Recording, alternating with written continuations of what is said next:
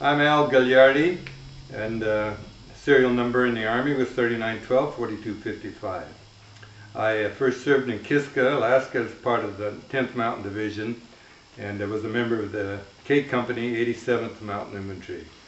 I grew up in Gilroy, California, and graduated from Gilroy High School in 1942 at 18 years old, and shortly thereafter I was drafted in the Army in February of 43.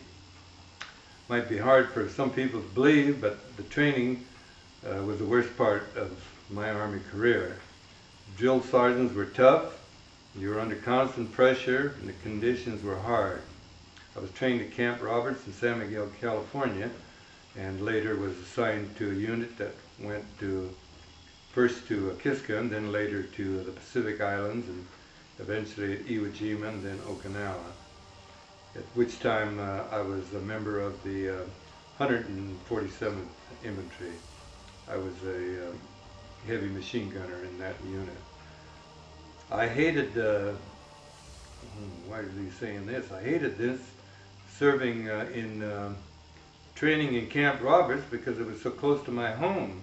Many of my friends had a chance to go to other parts of the country, and I was stuck here.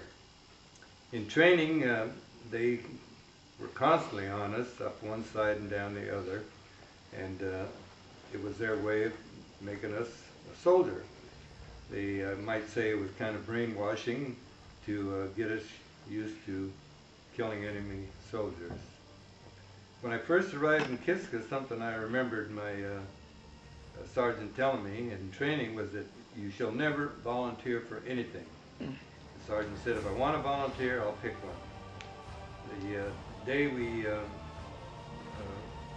landed in Kiska, our platoon sergeant needed 2 volunteers to protect the left flank, so he called George and I, and we moved out just as we were trained to do, with no question at all.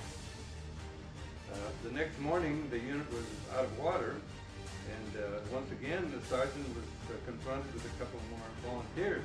George and I thought we were safe, but he called out George and I, and the rest of the fellows thought that was great, that we should go. It was kind of dangerous because we had to go down this mountain, which was supposed to be territory.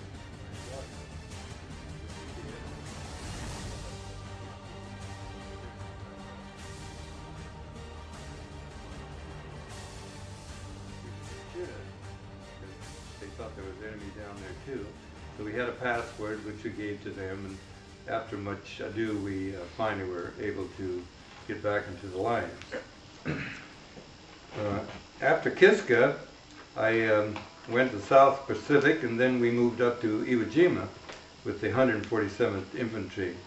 And we were attached to the 5th Marine Division, and mainly we were there to do some of the mopping up, although we did encounter the enemy that was a little stronger than we thought.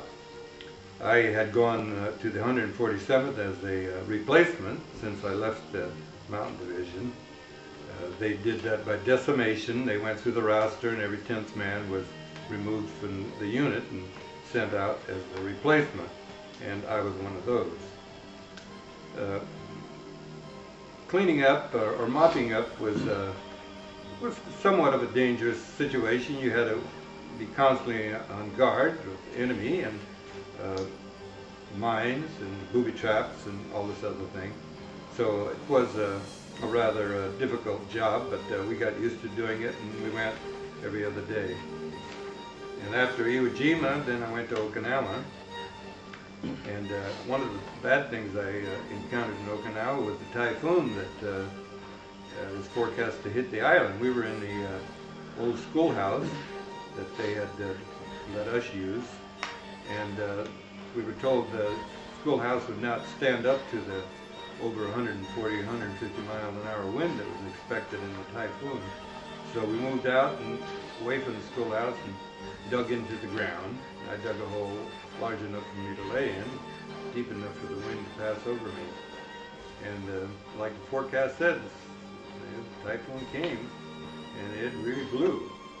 Everything was, that wasn't secure, blew away. I felt to me like a train running over me and made so much noise, but I went to sleep. And in the morning when Sergeant was waking us up, we got up and was amazed our schoolhouse was still there. So we kind of felt that we could have stayed in the schoolhouse, but apparently they thought it was too dangerous. After Okinawa, I returned to the United States in December of 1945, and we hit Seattle, and there was no transportation, and so we had to get back on the ship and go to San Francisco. And I was discharged there at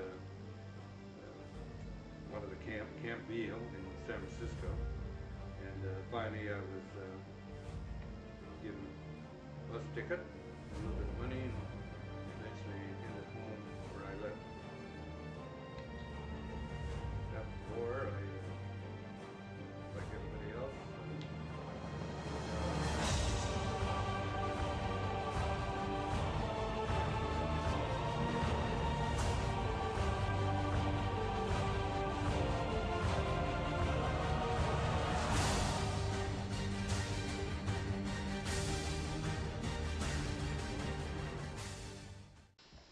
Mr. Gagliardi received the medals for good conduct and the Bronze Star.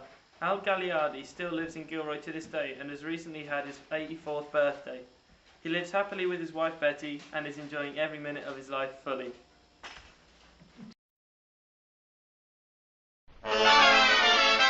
Get on, get on, get on the road to victory. Get off, get off, get off the rusty dusty and get on, get on, get on the road to victory. Buy another bond today. Get in, get in, get in your weekly envelope. Get out.